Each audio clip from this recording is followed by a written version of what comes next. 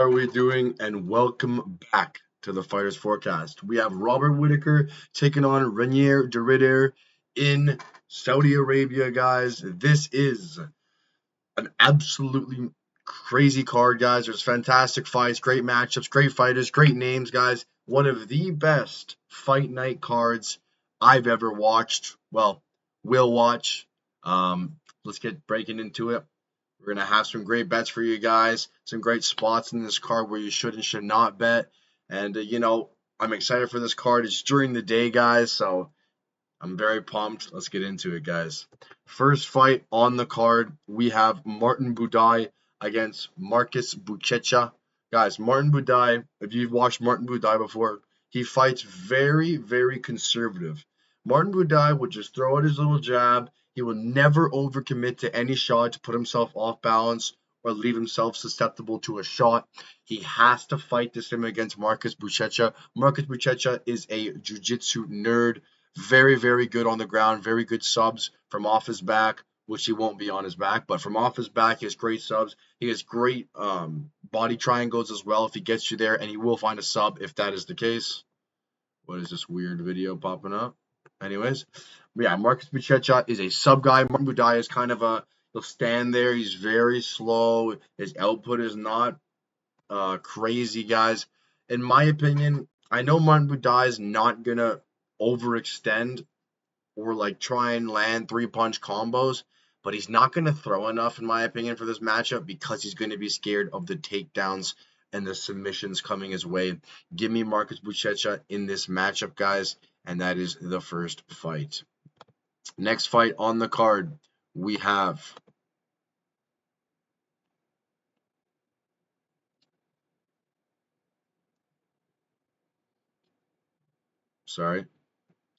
Muhammad Yahya against Stephen Wynn. Guys, Muhammad Yahya sucks.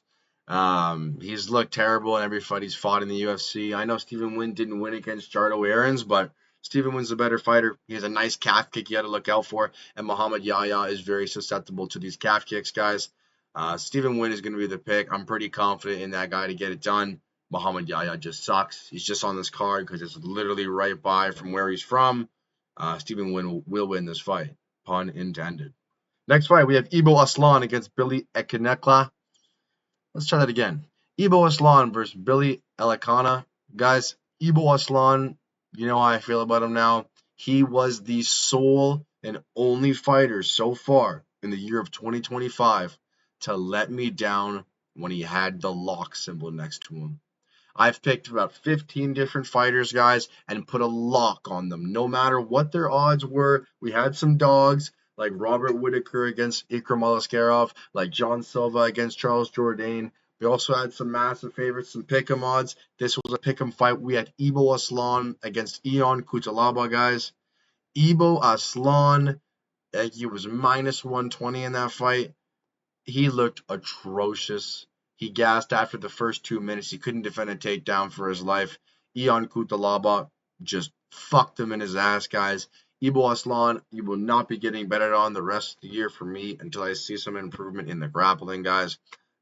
That being said, I have him to win in this matchup, but I'm by nowhere near gonna bet on this guy anymore. Ibo Aslan let me down. I cannot let him burn me again, but he is the pick for this matchup.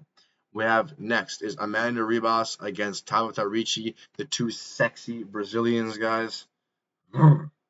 Anyways, very short and sweet. Do not bet on this fight, no matter how sexy you think these two women are, because it's women's MMA and anything can happen. So let's not do that, guys. So unpredictable, just boring. Can't do it. But Tabata Ricci, hit my line, bro, please. Next fight, we have Damon Blackshear against Davy Grant. Guys, Davy Grant's a little bit weird. Davy Grant is an unorthodox fighter. Davy Grant has great output, great volume. Davy Grant is a weirdo. He's a great, great fighter. He's a very exciting fighter in this 135 division, and he's flying under the radar, guys. He's fighting Damon Blackshear, a nasty ground game of Damon Blackshear. He's been trying to strike as of recent, guys. And against Davy Grant, that's not the path to victory. If Damon Blackshear wants to shoot takedowns and can look for control time, he will win this fight. If he wants to stand on his feet, this will be another classic Davy Grant split decision fight. Will Davy Grant win? I don't know. But he will just bounce on the outside, throw tons of straights and 1-2s. David Grant is unorthodox and he's fun to watch. This is going to be a great fight. I think Damon Blackshear will get this fight to the ground after the first round not going his way in the striking. He will shoot the takedown. He will get the sub in the second round. Give me Damon Blackshear in this matchup. Next fight, we have Muslim Salikov, the Kung Fu Kid, against Carlos Leal. Guys, I had no clue who this Carlos Leal guy was when he fought Rinat Fakhretdinov, and Rinat Fakhretdinov was minus 200 in that matchup. Like most people, I guess. I smashed Rinat Fakhretdinov plus Sharabullet in a double up parlay, guys. And when Carlos Leal was fighting Rinat, he got robbed. He absolutely beat Rinat Fakhretdinov. Now, was I complaining? Not in the slightest, because Rinat was in my parlay, but 100% he beat Rinat Fakhretdinov. Will he get fucked again by fighting over here again? The same place where he got fucked by decision? Carlos Leal absolutely surprised me, and he is absolutely on PEDs, on roids. What the fuck of a human creature is this, guys? He has acne on his back, his face, his neck, his chest, everywhere. He's got to be on roids. I don't care, though. Carlos Leal is an absolute monster. He showed me who the fuck he was against Rinat Fakhretdinov, who I have as a very good fighter in the 170 division, guys. Give me Carlos Leal in this matchup. I know I didn't talk much about Muslim Salikov. Let's break into him. Muslim Salikov is a very, very clean and cool striker, kickboxer. He's not that typical Russian wet blanket. He will throw strikes. If you want to strike with Carlos Leal, be my guest. This guy has an iron chin, does not get chinned. He will keep moving forward and will keep throwing volume. Give me Carlos Leal in this matchup. Next fight, we have Thug Nasty, Bryce Mitchell against Saeed Nurmagomedov. Guys, this is a very, very close fight, to be honest. Very, very good fight, very good match breaking. This is Bryce Mitchell's debut down in the 135 division, guys. He looked pretty ripped on the scale. He didn't look drained and really sucked out, to be honest. He looked pretty ripped on the scale. He is, as we know, Bryce Mitchell, he is a wet blanket machine. He has great wrestling, great jiu-jitsu. We just fought my boy John Silva. Guys, if you think I'm hopping on the hype train, I am not. I've been on John Silva when he fought Kevin Borjas on the Contender Series, guys. I called it from there. He will become champ, even if Ilya Topuria was in that division. I'm calling it. John Silva would have beaten him. He's going to keep beating everyone else. He will beat Diego Lopez. He will beat Alexander Volkanovski, and he will become the next 145 champ. Anyways, back to Bryce Mitchell. He is a great grappler. He likes to wet blanket his opponents. His striking's not great. The problem with Bryce Mitchell is he has not looked good since 2022, guys. Bryce Mitchell has had very, very underwhelming performances as of recent. Just like John Silva, everybody said, everyone in my friend group was like, "Oh, Bryce Mitchell's just gonna take him down and wet blanket him." Guys, Bryce Mitchell was never going to do it to John Silva. John Silva was an absolute lock in that matchup, guys. Bryce Mitchell, though, can he do it to Saeed Nurmagomedov? The question and the answer is what we're waiting for here. In my opinion, the answer is no. Saeed Nurmagomedov has fantastic front chokes. If that's ninja choke, if that's guillotine. So if Bryce Mitchell wants to shoot in there, like his only path to victory is to shoot in there and get a takedown, he will get his neck snatched up by Saeed Nurmagomedov. Saeed Nurmagomedov is miles better in the striking department. Guys, in my opinion, Bryce Mitchell will try and force a takedown, and he will put himself in a bad spot. I think Saeed Nurmagomedov will guillotine him. He is the king at that. When people come shooting on him, he puts his arm down, he cranks on the neck, and he gets the tap. Saeed Nurmagomedov is my pick as my underdog in this matchup. Next fight, we have Nikita Krylov against Bogdan Guskov. Guys, Nikita Krylov just got absolutely flatlined by the resurgence of Dominic Reyes. Nikita Krylov is a nasty wrestler. He has decent kickboxing. Nikita Krylov's path to victory is wrestle, wrestle, wrestle. If you don't do that, you're going to get KO'd. Bogdan Guskov is massive power. He has great footwork. He has great technique in the striking department, but he lacks the wrestling, guys. I think Nikita Krylov shoots takedowns here and just holds him down to the ground and wet blankets him for 3 rounds, he wins the fight. I don't see it happening, though. After him getting absolutely cracked by Dominic Reyes, I can see it again. I have Bogdan Goskov as another underdog pick.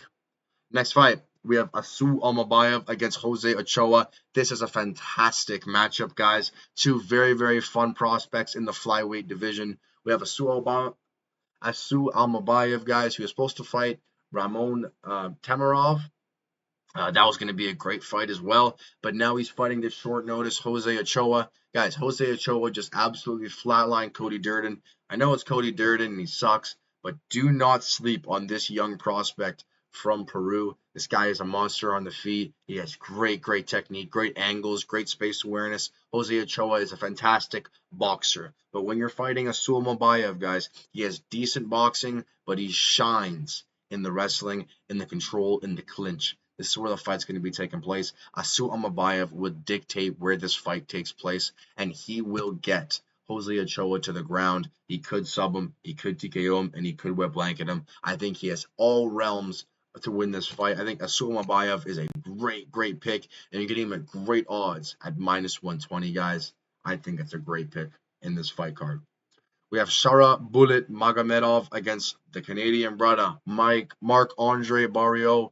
Guys, Shara Bullet, he just looks cool, man. Like, I don't even know what to say, man. His striking is fantastic. We saw him lose to MVP, but MVP striking is so unorthodox. It's so weird that nobody can be able to figure that out unless you just wrestle him and just clinch him and stuff, but he stands so far away from you that you cannot touch the guy until he lunges in there for the split second.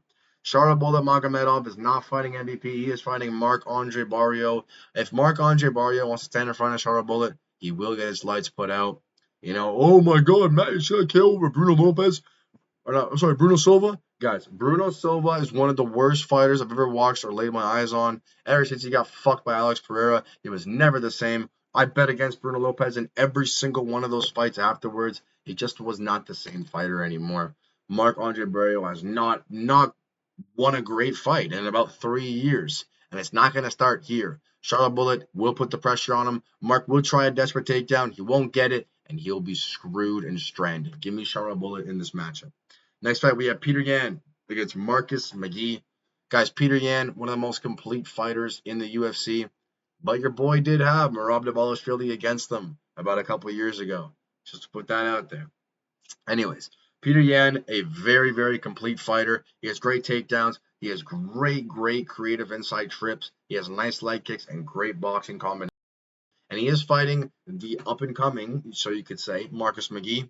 Guys, I've been on Marcus McGee for a very long time. He is a very, very complete fighter, guys. I know he's older. I know you couldn't really say he's a prospect, but he is fantastic in this 135 division.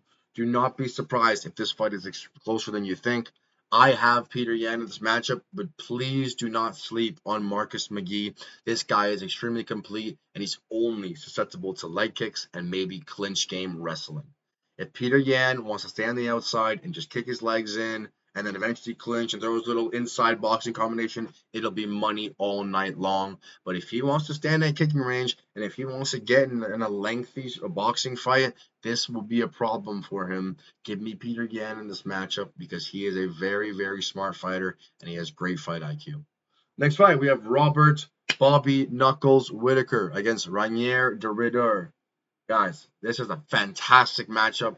If you guys saw the weigh-ins, Rainier de Ridder looked absolutely massive. 6'4", he looked yoked. Guys, Rainier de Ridder is hard to break down because you don't know how good this guy is. He beat GM3, but was losing on the feet, which is extremely interesting. But he eventually then got him out of there. Then he fought Kevin Holland at 185. If you know me, you know how much I hate Kevin Holland. I think he's a bum. I think he sucks. Fuck Kevin Holland. Anyways. And then he fought the fraudster and Bo Nickel. Guys, I don't know how good Rainier de Ridder really is. He doesn't have a credible win in that 185 division, and he's being catapulted to an absolute monster who is Robert Whittiker. He has fought the best of the best for years and years and years and years, and Rainier de Ridder does not have a good win. I cannot bring myself to pick Rainier de Ridder in this matchup, guys. I know he has the grappling advantage, but on the feet, I think it is light years of a difference. Robert Whittiker has great takedown defense. I think he stuffed the takedowns. I think he just wins a striking match, and give me Bobby Knuckles at -170. Thank you guys for listening to my breakdown. It's kind of stuttering there and being a bit weird, but yeah, I don't know. I had a long day at work, so bear with me, guys. But those are my picks for UFC Saudi Arabia, guys. Let me know what you think. Put your locks in the comments. Put your lays in the comments. I want to see them, and I'll talk to you guys later. Peace.